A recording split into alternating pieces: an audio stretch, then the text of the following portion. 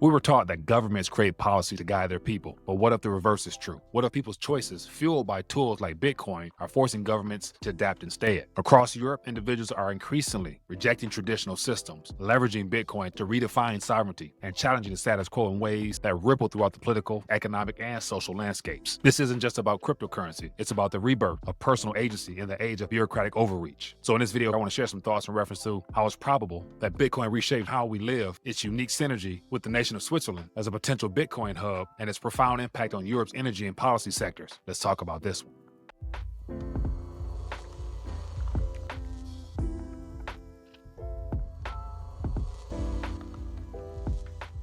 Okay, so I want to take a quick minute to share some thoughts in reference to the recent talk around Bitcoin and how Switzerland is now being mentioned as a potential hub now that the people of Switzerland actually want the Swiss National Bank to take on Bitcoin as a reserve as well. And so that's just one more nation out of many where the people want the government to incorporate Bitcoin as a part of the official national reserve assets. And so heading into 2025, we're going to see and hear a lot more about Bitcoin at the national level. And therefore, that leads to more potential price appreciation in the days ahead as more people scramble to try to grab as much Bitcoin or Satoshis as they can. So as always, if you guys want to hear more of these little deep dive, definitely hit that thumbs up button to show support for the channel. And if you're new, make sure you subscribe and then take this and share it so that other people can get an alternative perspective as to what's going on in the global macro picture. But I think one of the biggest things to really understand is how Bitcoin is becoming this great migration of ideas as well as wealth. See, it isn't just about digital money. It's a lifeline for freedom. So people driven by critical thinking are increasingly moving to the nations that align with their values, creating a global Bitcoin diaspora. So this shift isn't about escaping taxes or hoarding wealth. It's about pursuing liberty, stability, and opportunity in a very volatile world. So consider Switzerland, for example, a country that has quietly become a beacon for Bitcoin enthusiasts. So with storied history of neutrality, decentralized governance, and respect for individual freedoms, Switzerland exemplifies how a nation can align with the ethos of Bitcoin.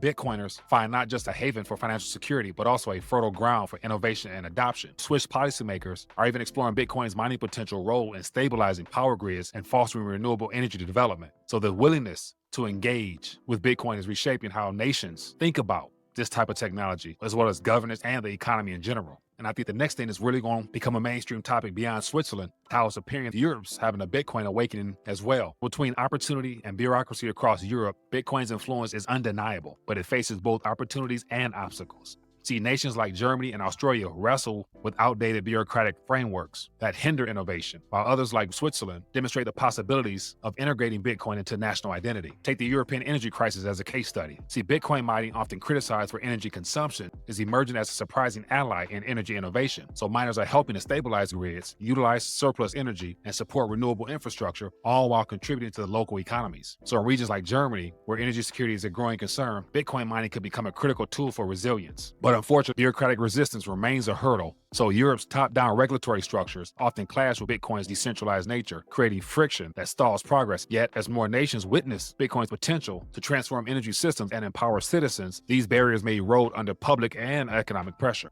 And the final point that makes 2025 a potentially great year for Bitcoin and the decentralized space in general is the incoming policy shift, both here in the Western Hemisphere under the Trump administration, as well as the forced change that will take place on the Eastern Hemisphere as well, because all nations will be looking to use this digital asset revolution as a way to help slow down the erosion in the fiat world. And so it's a shifting away from the top-down model to the bottom-up, which is going to get a lot of attention in the days ahead. And so the rise of Bitcoin underscores a larger truth. People drive policy and not the other way around. So governments worldwide are grappling with a new reality that citizens armed with Bitcoin in their possession are harder to control, tax, and surveil. This shift is prompting a rethinking of policy that were once sacrosanct. And that's where Switzerland offers a compelling model. So its decentralized political system, combined with its openness to Bitcoin, highlights the benefits of listening to citizens and embracing technological changes. So as the Swiss National Bank explores Bitcoin's role in national reserves, other countries are going to take notice. So if Germany, Europe's largest economy, were to adopt a Bitcoin-friendly policy as well, it could catalyze a domino effect across the whole continent, therefore really setting off this Bitcoin's arm race of every nation trying to get a hold of Bitcoin. And Bitcoin is just the first, because it's good to say, as the momentum picked up with BTC, it's inevitably going to flow in other cryptocurrencies as well, just due to the supply and demand factor. And all that's taking place while Bitcoiners are becoming an undeniable political force. So their readiness to relocate and organize and vote with their wallets is reshaping elections and policymaking. This grassroots movement is a powerful reminder that sovereignty starts with individual action, not government decree.